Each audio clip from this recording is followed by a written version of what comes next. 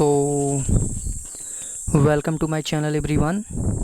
दोस्तों, जैसा कि इस चैनल का नाम मेड ऑन वे है, तो 2 मिनट्स हम इस चैनल के बारे में आपको बता देते हैं, क्योंकि ये फर्स्ट वीडियो है इस चैनल की। तो आप लोगों को जानना ज़रूरी है कि मेड ऑन वे का मतलब होता क्या है। तो दोस्तों, जैसे आप गूगल करेंगे तो उस पर लिखेगा कि you should made on way, मतलब आप अपना रास्ता खुद बनाएं दोस्तों। तो अगर मेड ऑन वे का हम मतलब समझ लेते हैं, तो मेड ऑन वे का मतलब होता है दोस्तों, एक शॉर्टली टर्म में, कि अपना रास्ता आप खुद बनाएं। ये इसी पे ही चैनल है कि आप अपना रास्ता खुद बनाएं।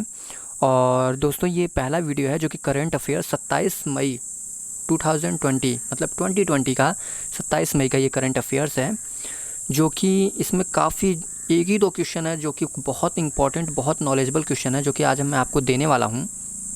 और मेरा नाम है दोस्तों आदित्य। तो दोस्तों, वीडियो स्टार्ट करने से पहले हम कुछ 2 बातें आप लोगों को बता देते हैं। अगर आप प्रिपरेशन कर रहे हैं तो जाहिर सी बात है आप इस करंट अफेयर्स को देखेंगे ही। तो दोस्तों देखिए, इस लॉकडाउन में बहुत से लोग कह रहे होंगे कि फॉर्म कोई आएगा नहीं या बहुत सी नौकरियां आएंगी नहीं। तो दोस्तों, सबसे पहले हम आपको ये बता दें कि ज़रूरी थोड़ी ना है कि जब कोई फॉर्म आ जाए तभी तैयारी किया जाए। आप लॉकडाउन में आपको कुछ करना नहीं है, घर में बैठिए। आप किसी भी एक यूट्यूब चैनल, ज़रूरी नहीं है इसी चैनल को, आप किसी भी एक यूट्यूब चैनल को खोलिए जो आपका पसंदीदा हो, जिस पे काफ़ी अच्छा मतलब आपको बताया जाता हो हर एक चीज़, आप उसको खोलिए। और दोस्तों, अगर हम बता दें आपको, किसी भी एग्ज़ाम को, मेरिट को बनाने में सबसे बड़ा योगदान आपके करंट अफेयर्स का होता है।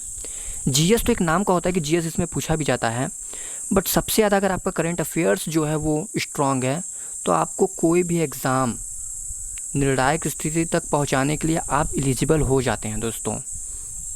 तो दोस्तों, चलिए हम आते हैं अपने टॉपिक पे। हाल में ही किस राज्य में मेरा पानी मेरी विरासत योजना चर्चा में थी? जी हाँ दोस्तों, अगर हम इस बारे में बात कर लें कि किस राज्य में जो ये चर्चा थी कि मेरा पानी मेरी विरासत योजना, तो दोस्तों अगर हम बात कर लेते हैं तो वो जो दोस्तों थी वो था हरियाणा। जी हाँ दोस्तों, हरियाणा जो था दोस्तों, हरियाणा में ये मेरी पानी मेरा विरासत योजना जो है दोस्तों वो चर्चा में थी दोस्तों। लेकिन हरियाणा में ही क्यों था, अगर हम इसकी बात कर लें तो दोस्तों, जैसा कि आप जानते हैं हरियाणा में जो है वो चावल की खेती बहुत होती है। तो वहाँ के जो हरियाणा के जो सीएम थे मनोहर लाल खट्टर, जैसा कि आप स्क्रीन पे देख सकते हैं, आप पूरा इसको पढ़ सकते हैं आसानी से, तब तक मैं आपको इस शॉर्ट टर्म में समझाने की कोशिश करता हूँ। मनोहर लाल खट्टर ने क्या बोला कि किसानों से कि यहाँ पे जो है वो हर साल जो है वो धानों की खेती होती है, तो क्यों ना आप बीच बीच में दाल की, बाजरे की और मक्के की आप खेती करें। तो वहाँ के लोगों ने मतलब चावल, जैसा कि आप जानते हैं चावल को बेचने पे काफ़ी जो है धन वो होता है। तो दोस्तों वहाँ पे मतलब क्या कहा गया, किसानों के द्वारा कहा गया कि नहीं, हम तो करेंगे तो धान की ही खेती करेंगे। तो वहाँ से रिप्लाई आया, क्यों भाई? तो वहाँ की मतलब जो गवर्नमेंट थी उन्होंने कहा ठीक है, चलिए हम मान लेते हैं अगर आप दाल की भी खेती करेंगे तो उससे भी काफ़ी हद तक अच्छे धन निकल जाते हैं। मक्के बाजरे की जो है वहाँ पे धन उतनी अच्छी तरीके से नहीं निकल पाती। तो वहाँ के सरकार ने एक प्रपोज़ल दिया दोस्तों कि आप मक्के और बाजरे की खेती कीजिए, हम आपको जो है 7,000 रुपये पर एकड़, मक्के और बाजरे की, दाल की यहाँ पे बात नहीं हो रही है दोस्तों, 7,000 रुपये पर एकड़ के हिसाब से जो है दोस्तों हम आपको रुपए देंगे, और इसके अलावा उच्च समर्थन मूल्य पर इसको हम खरीदेंगे। जी हाँ दोस्तों, हरियाणा के सीएम मनोहर लाल खट्टर ने मेरा पानी मेरी विरासत योजना लॉन्च की। उन्होंने किसानों को फसल विविधीकरण, जिसको दोस्तों हम लोग मतलब इंग्लिश लैंग्वेज में कहते हैं नाइट्रोजन फिक्शन, अगर आप एक ही खेत में एक ही फसल हर साल उगाएंगे तो नाइट्रोजन फिक्शन नहीं हो पाता। उसके लिए नाइट्रोजन फिक्शन के लिए आपको बीच बीच में दाल, बीच बीच में मक्का, बीच बीच में बाजरा का खेती करना दोस्तों बहुत ही आवश्यक है, जिससे अगर आप बदल बदल के खेती करेंगे तो वो जो खेत होती है वहाँ पे उर्वरक शक्ति जो है वो काफ़ी हद तक बढ़ती है दोस्तों। तो ये जो है सीएम ने उन्होंने कहा। तो दोस्तों ये आपकी स्क्रीन पे देख सकते हैं, आप इसको डिटेल्स में पढ़ सकते हैं कि उनके कहने का क्या मतलब था। हम आपका जो है वो पूरे मतलब टेक्स्ट को कॉपी करके हम यहाँ पे पेस्ट कर दे रहे हैं। उनका कहना था कि मक्का, अरहर, मूंग, उड़द, तिल, कपास एवं सब्जी की खेती आप कीजिए तो आपको जो है हम 7,000 पर एकड़ के हिसाब से रुपए देंगे और इसको उच्च समर्थन मूल्य पर हम सरकार द्वारा खरीदने का कोशिश करेंगे। तो दोस्तों, मेरा पानी मेरी विरासत जो योजना थी, आप ये देख सकते हैं मुख्यमंत्री मनोहर लाल खट्टर, जो कि इस पे लिखा गया है मतलब सस्ता, रियायत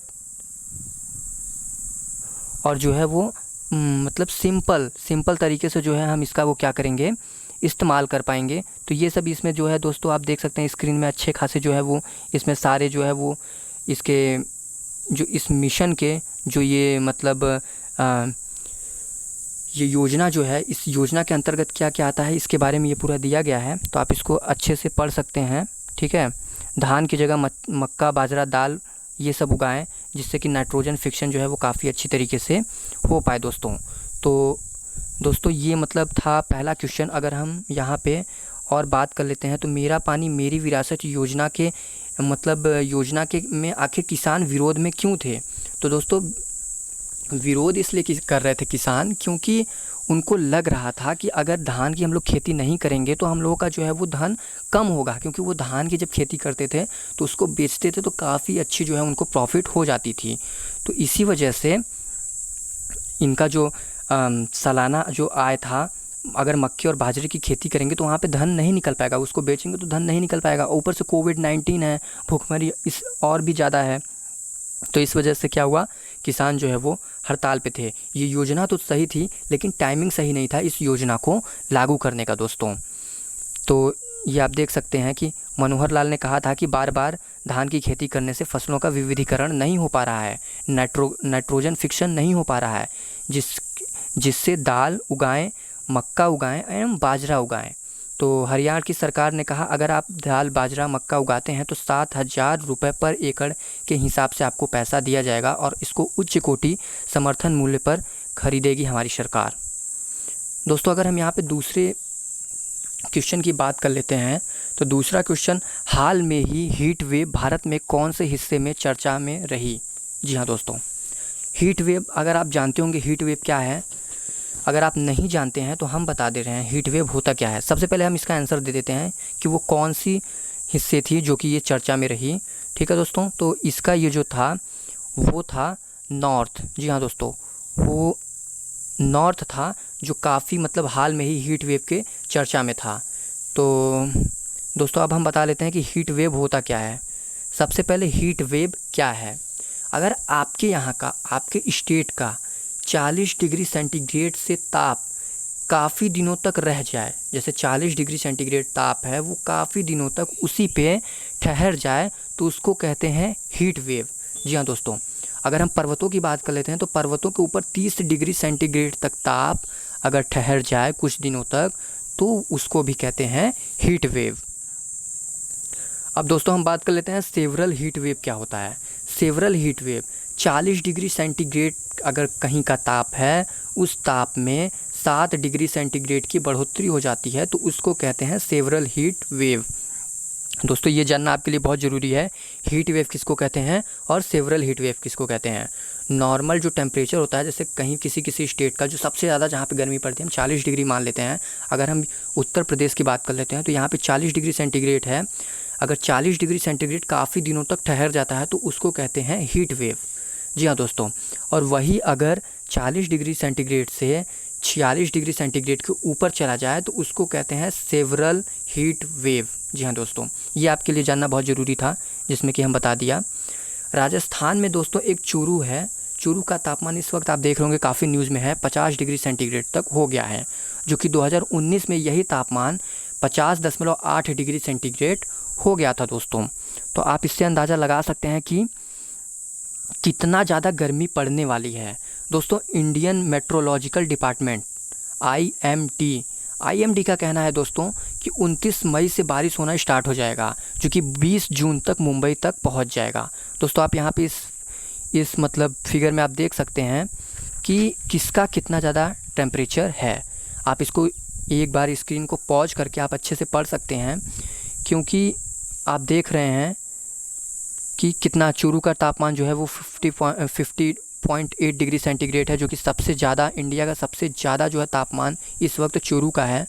और दिल्ली की अगर हम बात कर लेते हैं तो दिल्ली का 46.1 डिग्री सेंटीग्रेड है। तो आप ये देख सकते हैं अमृतसर का 45.7 डिग्री सेंटीग्रेड है, बांदा यूपी का 48.4 डिग्री सेंटीग्रेड है। आप पूरा स्क्रीन को पॉज करके अच्छे से पढ़ सकते हैं दोस्तों। तो ये 2 क्वेश्चन थी जो कि काफ़ी इंपॉर्टेंट है और उम्मीद करता हूँ कि आपको ये समझ में आ भी रहा होगा। और अगर हम तीसरे क्वेश्चन की बात कर लें तो यहाँ पे सिर्फ दोस्तों 2 क्वेश्चन था और ये 2 क्वेश्चन मैं काफ़ी अच्छी तरीके से आपको समझाने की कोशिश कर रहा हूँ। तो दोस्तों अगर आप इस वीडियो को, आपको ये अच्छा लगी हो वीडियो, तो वीडियो को तो लाइक करिएगा ही करिएगा। चैनल पे नए रहेंगे तो इसको सब्सक्राइब कर लीजिएगा, क्योंकि हम आपको रोज़ाना ऐसी करंट अफेयर्स देते रहेंगे। और आने वाले टाइम में दोस्तों हम आपको और पर डे का अच्छी करंट अफेयर्स हम आपको देते रहेंगे दोस्तों। तो दोस्तों वीडियो के देखने के लिए धन्यवाद। आपका दिन शुभ हो। जय हिंद, वंदे मातरम।